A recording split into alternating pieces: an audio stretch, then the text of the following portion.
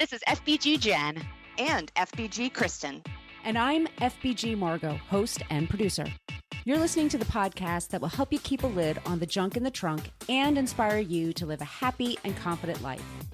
Each episode, we chat with motivational experts and celebs and share our own candid adventures in being healthy. If you're looking for a podcast that's equal parts hilarious and enlightening, well then welcome to the Fit Bottomed Girls podcast.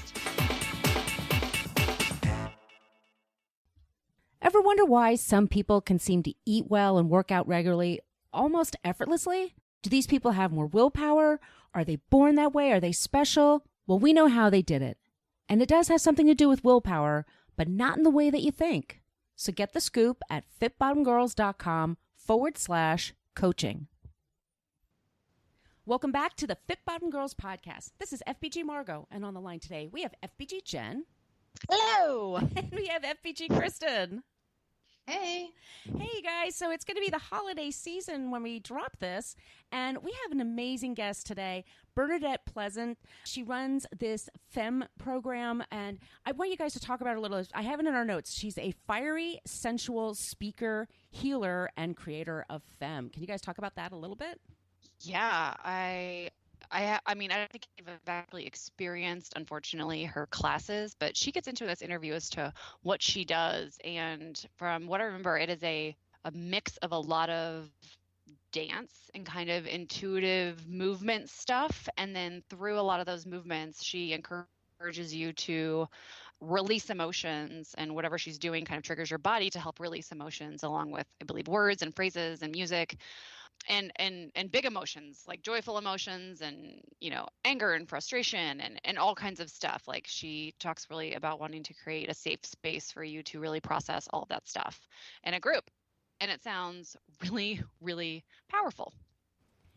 Yeah, it was a very emotional episode. I mean, she's really in tune to what she's feeling, and she's really all about making people feel comfortable expressing themselves and being comfortable in your body and being comfortable with the people around you. And like we said, she loves to create a safe space. And I think I wrote in my notes, she kind of reminds me of Lizzo. I've had Lizzo on my brain for 4 months now, and I just think like she's that energy and that warmth is there.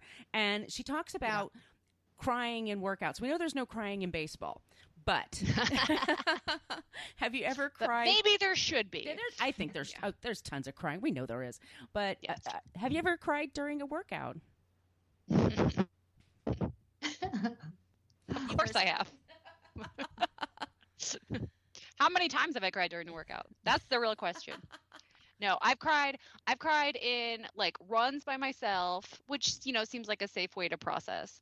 And then I've cried, we talked about the 109 retreat. We're even talking about that a number of times. I cried all over the place there in yoga. And then the one time that really surprised me, though, because sometimes, like you're already upset about something and maybe you're like going for a run. So it makes sense that then you would, use that time to do that. Like when my dog passed away, I was like, okay, I'm going to go for a walk, and I'm going to cry. So that makes sense. But I remember I went to it was a class that was not Soul Cycle, but kind of had that vibe to it, like group cycling with the music. And I remember the instructor being, and I wasn't expecting it. I think that's what surprised me the most. But the instructor was like, okay, now, go ahead and like take out the trash or something. Like, I don't know how garbage got me to cry, but it was, think about all of like, what you want to leave behind and take out the trash in your life and and dark room, loud music. And I was like, okay, apparently I'm just going to have a moment over here with myself. And it felt really, really good, like, especially because in that instance, I felt like a little bit of privacy. I'm not sure, how it would feel if everyone was like aware, but I guess they were one, but I wasn't the only one crying. So yeah. I've had a few yoga classes. It feels good. Yeah. I've had a few yoga classes. Like, yoga, I think it's really welcome there. If you have the right instructor, you'll find all of a sudden you're going to just start feeling feelings in addition to what you're doing. And I've had that happen a few times. And I get a little embarrassed, but you always feel good when it's done. Yeah. I've had with yoga, like especially with like a yin class, I've had a few times where I've gotten a little, like I've gotten teary, but it wasn't like a full body cry, but tears leaked out and I felt feelings. And I had one time at a dance studio. This was, gosh, I think a year or two ago. Jen, I'm pretty sure I called you after because I was like, what the hell was that? And I was like, oh, you had a somatic release. How exciting. Yeah, and it was because it was a hip hop class, and the song, it's like I still have it on my running playlist because it clearly like it felt very powerful, but it was, I mean, the song was like, because I'm a motherfucking beast. And something in me just went. And so I'm in the corner, dancing. And if anybody has ever seen me dance, I don't do this at 75%. Like I'm at 180%, like all the time. And I've got like sobs coming up and my nose is starting to run and I've got tears coming down and it's mixing with the sweat and I'm still just dancing. And I'm like, I don't understand any of this, but I guess I'll just roll with it. And I was going through like some stuff in my life. So I think it, for whatever reason, I mean, honestly, to look at it from the outside, that doesn't seem like it's this like really safe, welcoming space to go in and cry. Yeah. But I guess because I didn't know anybody there, so who cares? And, I was so focused on something else that I guess it could just sort of bubble up and go. It was interesting. I feel like sometimes when it happens during a workout, it almost feels involuntary. Like it there's was no totally way, involuntary. like you can't stop it. You know what I mean? You're like, even if this is a safe or not safe spot, like I can't stop this from happening. Like it's just coming out. And if you reference that episode we did with Brad Nelson of the Emotion Code. Oh yeah. Like, his whole gist is, your body stores emotions and memories and all kinds of things. And he has a whole method to like releasing them. But I mean, I remember when I used to do marketing for a local massage therapy school. And that was one of the things they always taught the students, massage therapy students, was, don't be surprised if this happens in a massage, that you have someone who's on the table who has this kind of emotional like outburst or just starts crying, because as you're massaging the tissues, a lot of times they call it a somatic release. A lot of times like something will be involuntarily released or maybe voluntarily on a subconscious level. And then you start crying. And I've had that in massage as well, like out of nowhere. And if you're not aware of it, you're like, what the hell is happening to me right now? Right. But it's like just something your body does. Yeah. And especially if you're in movement and your body's just trying to like move things around. I remember when I took care of my mother when she was sick. And I used to take, when I didn't want to cry in front of her, because I just, I never wanted to do that. So I would take the dog for walks, and that was my time. And usually about halfway through, the tears would start falling. And then by the time, and my mother lived in northern Nevada by the Sierra Mountains. It was like the most beautiful surroundings. And I felt very safe because no one was there. It's the desert. And it was like, that was the way. But I start walking a few steps and I could just feel it building up. And then by the time I got home, I was like, okay, I'm good. So. That's beautiful. Yeah. Really. You know what else is beautiful? What? Our fans. The ones they really are. You guys, this is the first one. We have some reviews from iTunes, and the first one just says inspiring. You inspire us, by the way, you guys. Like we're so happy to do this. And this is from Song Me Up from the US. These girls are fun, knowledgeable, and inspirational. I always look forward to listening to them along with their wonderful guests. And then here's another one. Listen, learn, and be empowered. And this is from FHB in Denmark. Cool. Just brilliant, warm, friendly, encouraging. I always feel more positive about fitness and life listening to these podcasts. So thank you so much, you guys. And if you could do that for us, if you're in Apple Podcasts or wherever you get your podcasts, if you can leave a review, that would be awesome. We also have stickers. And our stickers are rad. So they look really cute on your water bottle. So if you want some stickers, please send us an email, podcast@fitbottomgirls.com. We'll drop them in the mail for you. You can follow us at all of the places at Fit Bottom Girls on social media, Facebook, Twitter, Instagram, YouTube, Pinterest, all there. And I say, let's go right into get ready, you guys. It's going to be an emotional interview with Bernadette Pleasant of Femme. In as little as 30 minutes, you can boost your willpower and find your true inner motivation to live a healthy life. Come join the Fit Bottom revolution at fitbottomgirls.com/coaching and sign up for our online class, How to Amplify Your Willpower to Make Healthy Change. It's only $8 and you can save 20% when you use the code FBG podcast. So sign up at fitbottomgirls.com/coaching today. Intoxicating and energetic, Bernadette Pleasant is a fiery, sensual speaker, somatic healer, and creator of Femme, a mind-body wellness program. She has spent a lifetime exploring creative visualizations and celebrations of the human form, from sensual dance to somatic healing. A gifted healer, dancer, and entrepreneur, she channels her personal journeys and her radical empathy into transformative, immersive experiences that empower and celebrate people of all genders, ages, sizes, and fitness levels. Bernadette travels globally, empowering all through classes, private workshops, retreats, and conference engagements. Bernadette is also a woman of color who comes from a long line of natural healers who have used touch and movement to help others find peace, empowerment, and wellness. Her classrooms welcome without judgment and support participants' path to finding comfort in their own skin. Welcome to the show, Bernadette. Welcome to the show, Bernadette. Thank you. Thanks so much for having me. Well, thank you for coming on the show. This is FBG Margot, and on the line today we have FBG Jen, and we have FBG Kristen. So I'm going to get right into it. Please tell our audience about the fusion movement which you created, Femme. Femme is a beautiful 90-minute experience where we heal through movement. Literally, it's the healing is sort of snuck in there. Many people feel like it's a dance class, even though I do not teach dance.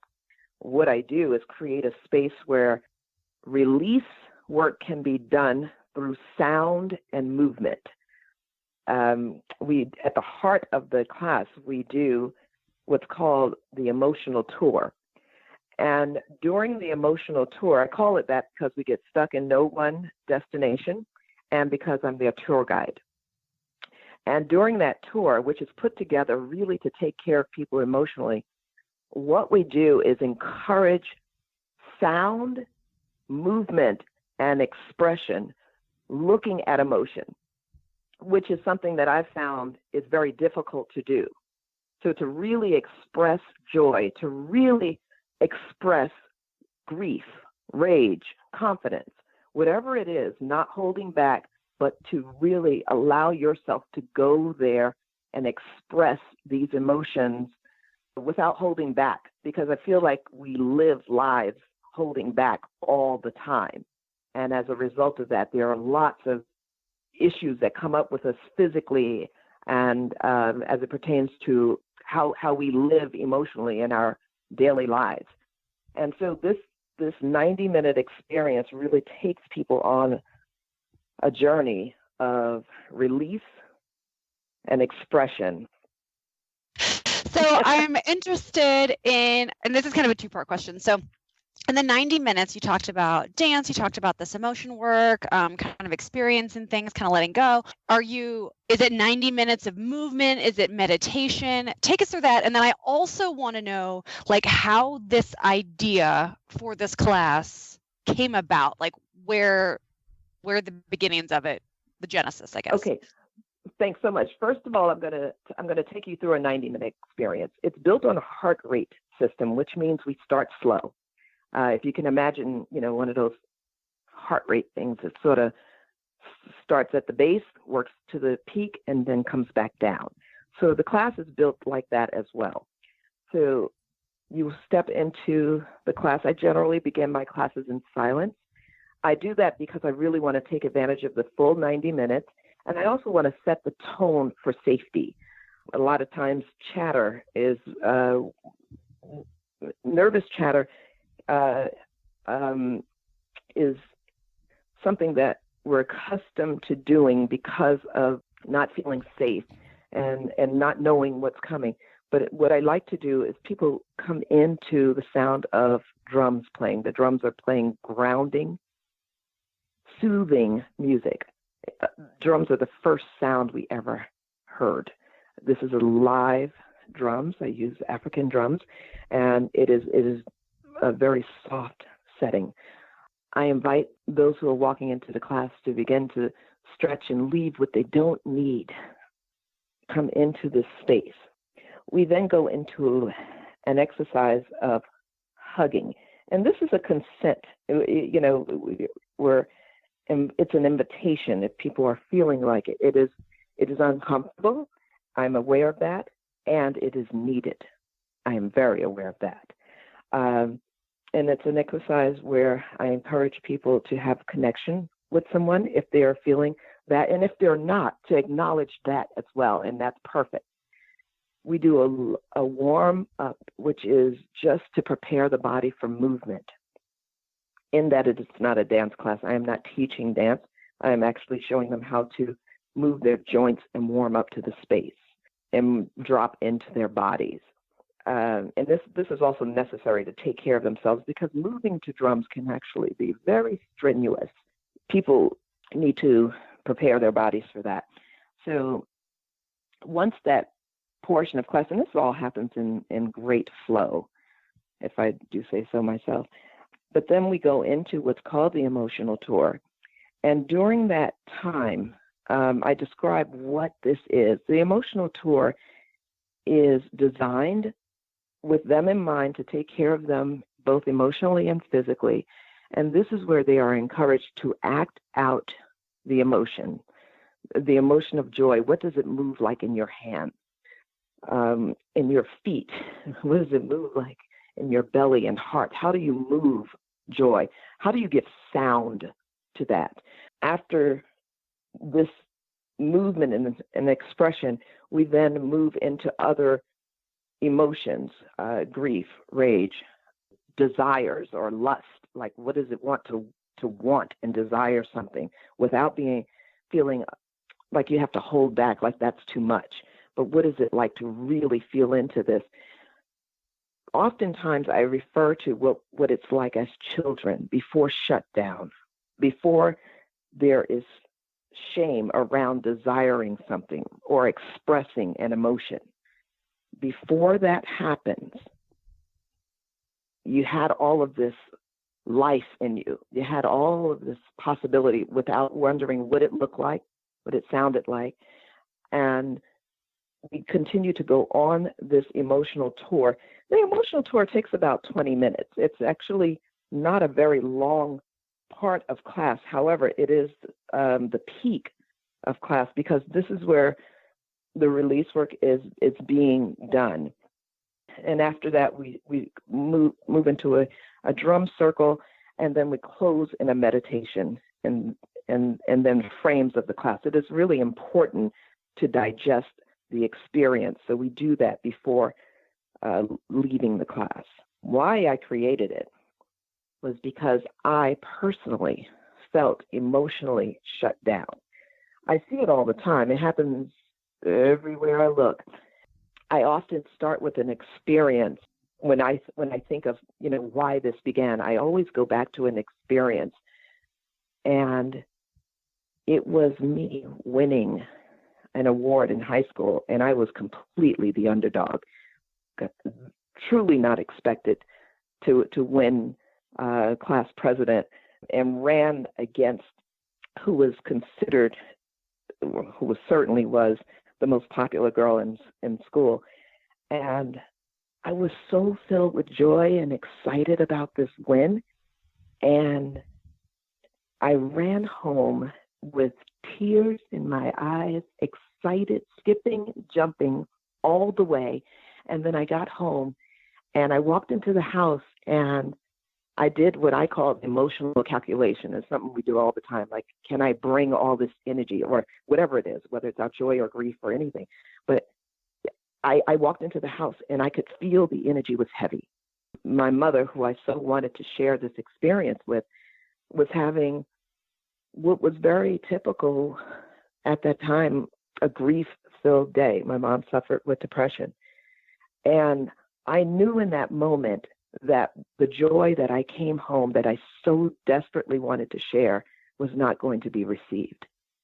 And I didn't risk taking her higher because it was just easier to shrink, to put spanks, I call them like spanks on my emotion. And I didn't share my joy. When she asked how was my day, she really asked very half-heartedly. And I didn't take that risk. But I also noticed that wasn't happening just with joy. I wasn't willing to be, when I was angry about something, I had to stifle that somehow.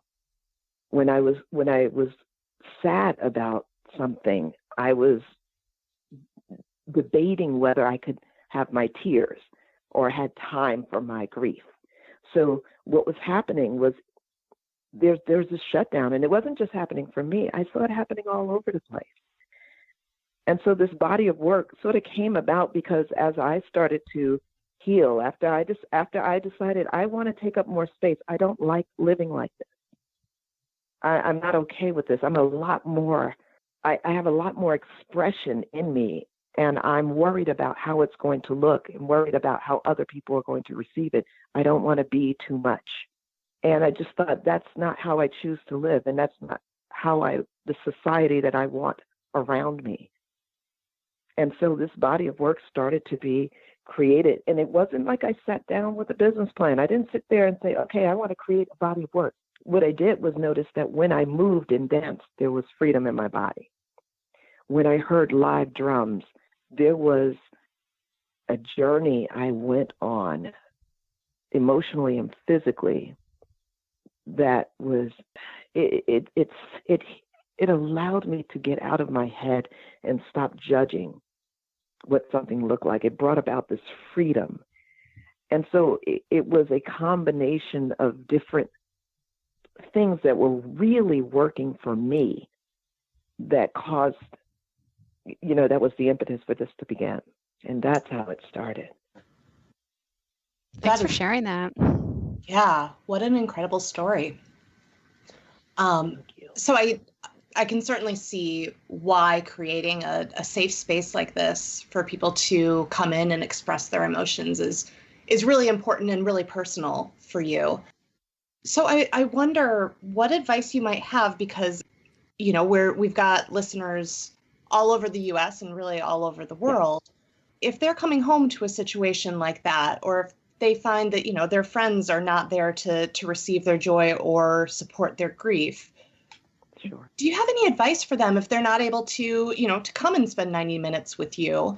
What are some other things that maybe they could do to create their own safe space?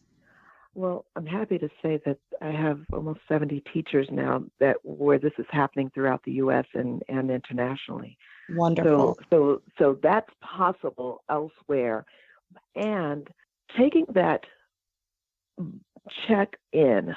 Okay, so it never feels good to put spanks on either physically or emotionally, but it just never feels good. It might be something we do, but it never feels good to stifle or curtail ourselves. So what's the risk of doing something different? Really asking the question of how can I take a baby step towards doing something different, and what might this allow? I'll give an example. Grief. So often, for so many reasons, no one wants to be that person who's down all the time. And we go to the extremes, the difference between saying I'm sad or just admitting that rather than saying I'm fine, I'm okay, I'm good. These are things that have become so the norm. But to just admit to oneself or to another that, what I'm really feeling right now is sad. You won't live there. You don't have to decide that sad is my state of being for the rest of my days. It's just an acknowledgement that this emotion is real. There is so much honesty shared in that moment when you admit that to yourselves or to another.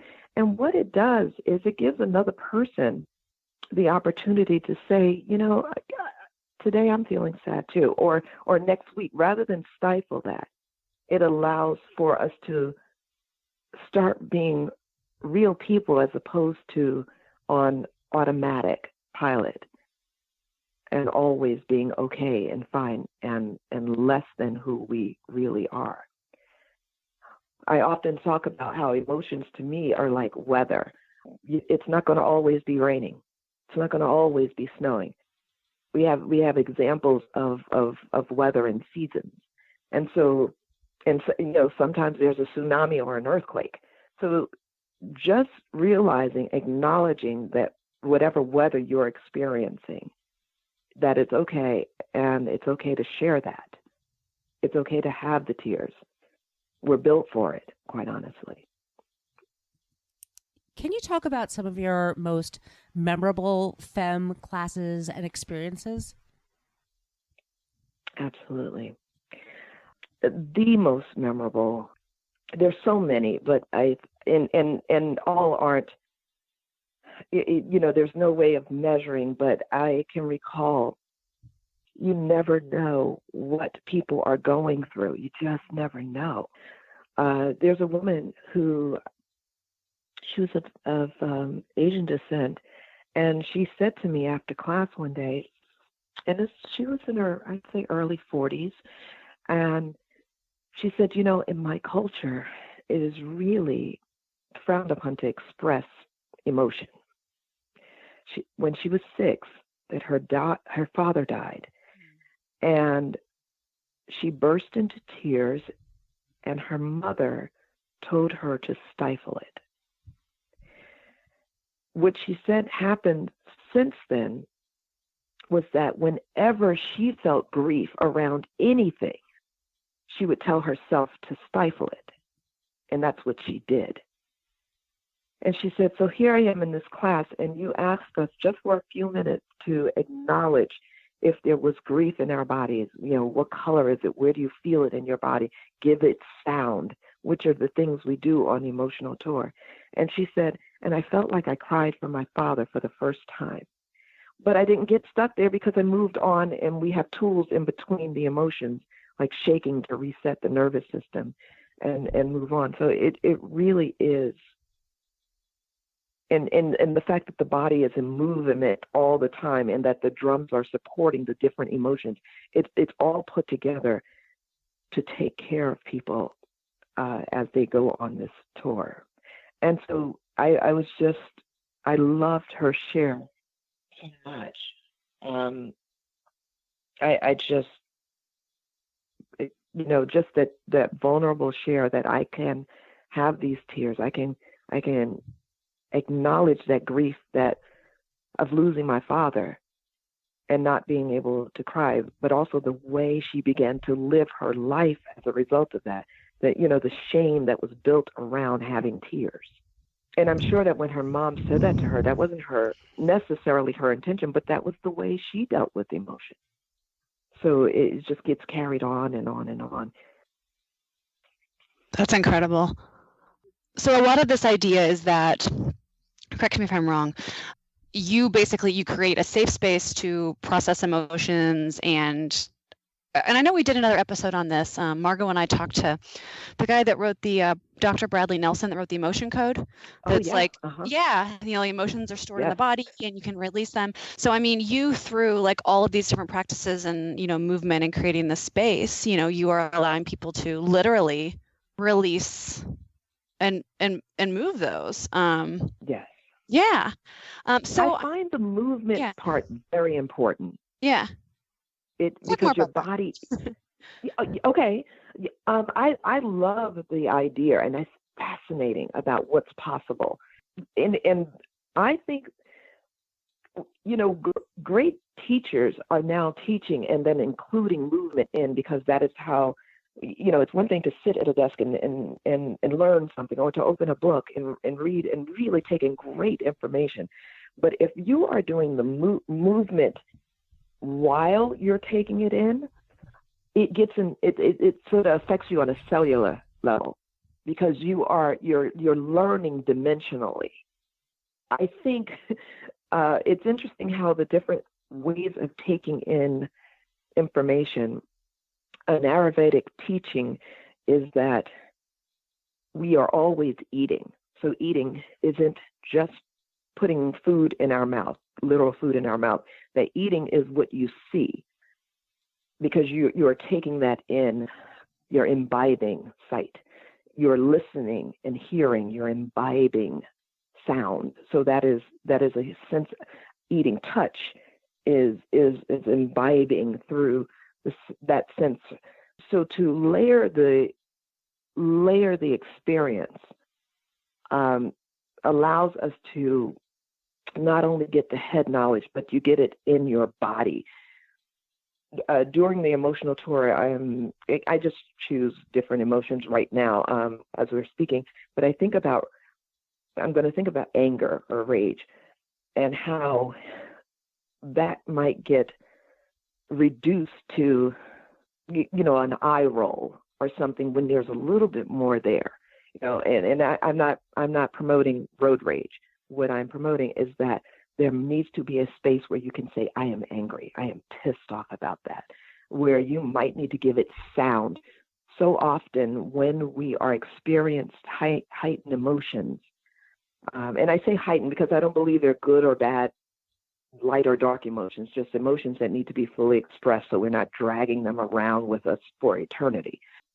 They need to be looked at and acknowledged. So if you say, I'm really angry right now, and you just acknowledge what that feels like, find a way to safely, whether it's beating a pillow, yelling, whatever that needs to be done, allow that to happen so that that's not sitting in your body and then you're becoming, that it comes out sideways, because it will come out. It's just that it'll come out in, being bitter, and then someone bumps into you and they catch all hell because you're angry about something from last week that was never expressed, or you're not sleeping well, or you're not digesting well. It will have its effect on the body. So it is important to move the body, give sound to it, and acknowledge whatever the emotion is. Gosh, that's so true. I'm wondering, I'm picturing this class and I'm picturing people coming in and, letting their guard down and all of that, which sounds amazing. But for someone who struggles a bit with, with allowing themselves to be vulnerable, that also sounds really scary. It is. Yeah. So I'm wondering if you could talk maybe a little bit more about the difference between being like truly emotionally shut down and maybe just feeling a little bit more private, a little more guarded, and how that experience in your class can work for people at, who do come in with that struggle, because I'm that person. Jen knows this. Sure. We go in, she's ready to hug everybody. I go in and I just want to watch for a little bit, and I'm there to support. But it's hard and I for love me to that. join. I love that all of the range is right here, and it's so perfect.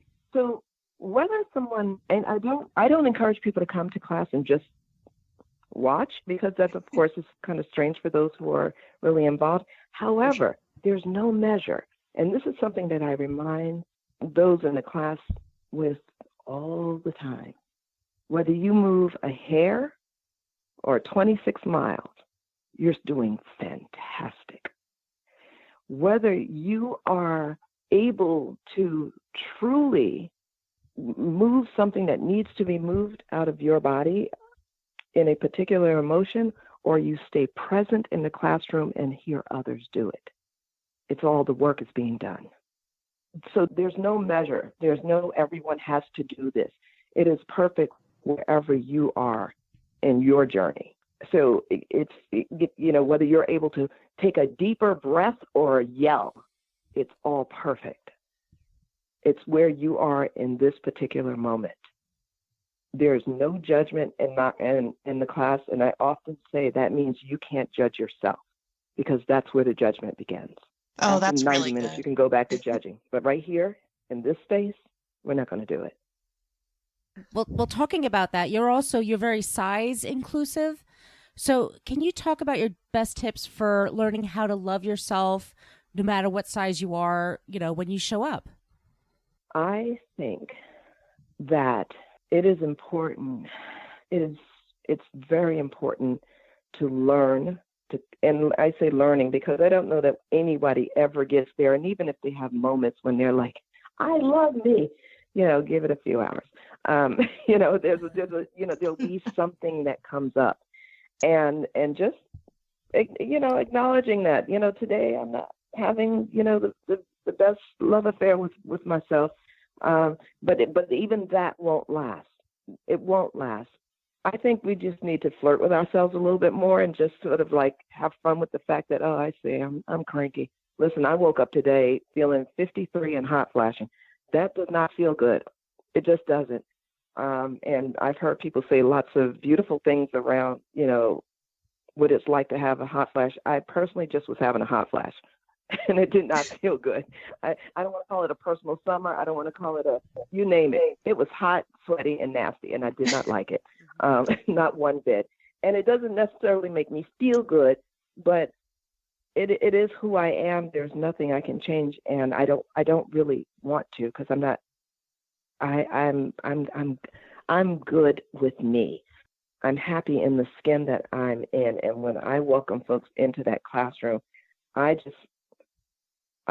love that people are willing to take a chance on something, to give themselves the gift of freedom. I get a lot of people call, oh, I want to come to your class because I'm a dancer. And I'm like, it's really not for dancers. It's not for. It's great if you are dancers, but more than that, you are a human with emotions, and this is just a way of expressing that. Just.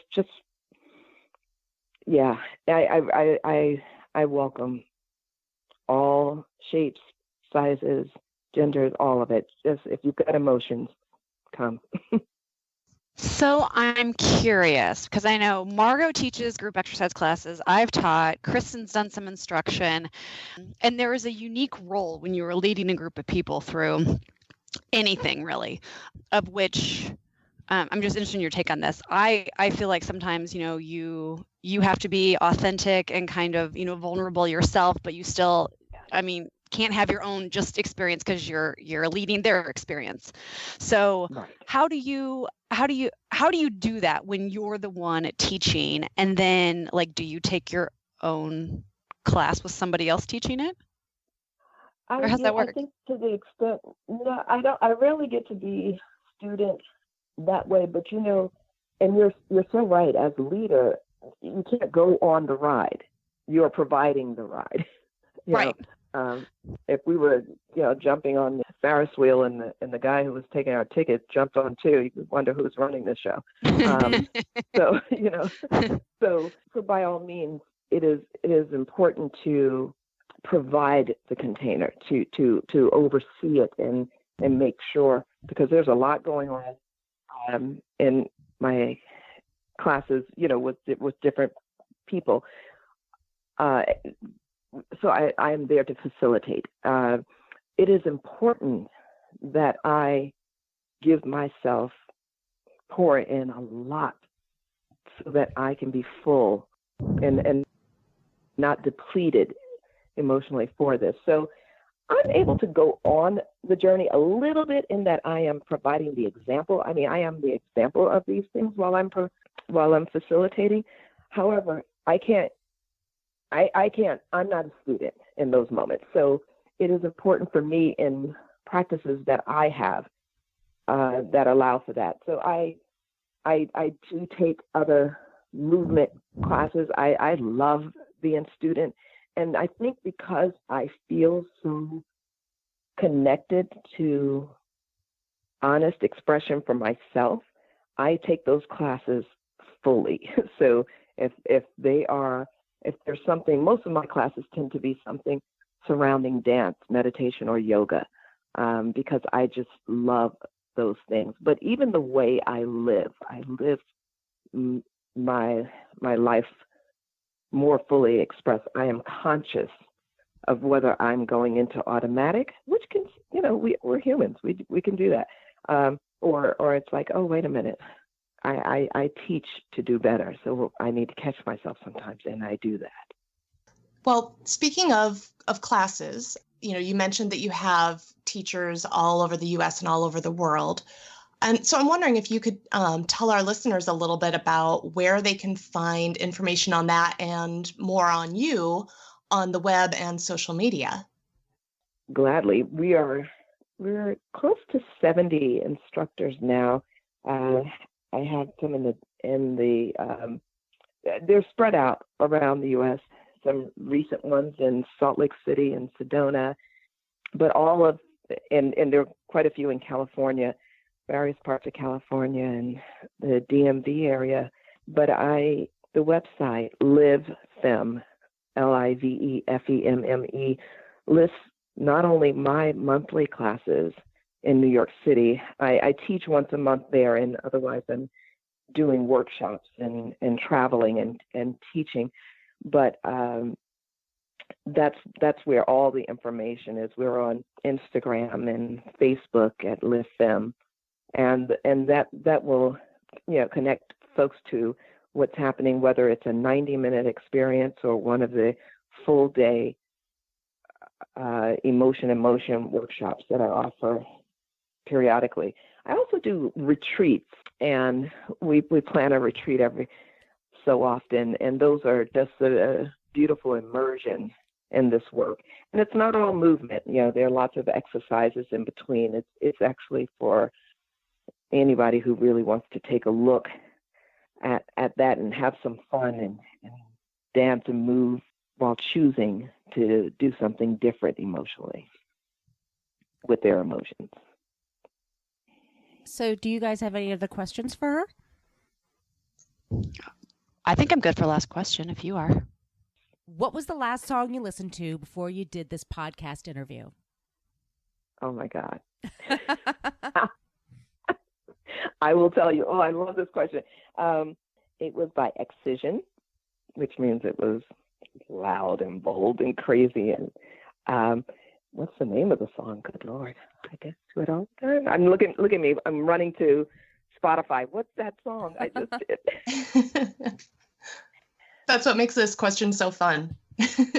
No, everyone always goes to Spotify. Like that is always the thing.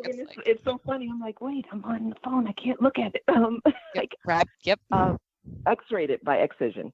Oh, that sounds great. It's wow. It's a big one.